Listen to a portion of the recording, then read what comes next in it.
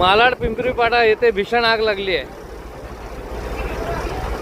दोन मोठे गोदाम आहेत, गोदाम एकदम जळून खाक झालेत। मुंबई अग्निशमन दल मोठ्या प्रमाणात या ठिकाणी तैनात आहे, पोलीस अधिकारी आहेत, आपण पाहू शकतो। ॲम्ब्युलन्स देखील आहे या ठिकाणी। मालाड पिंपरीपाडा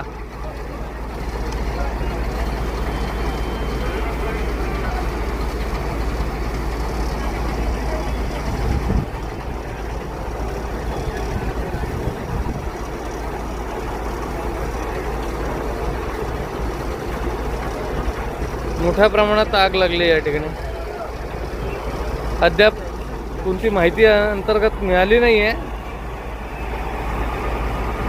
परंतु ही आग विझवण्यासाठी अग्निशमन दलाला यश आल्याचं सांगितलं जात आहे।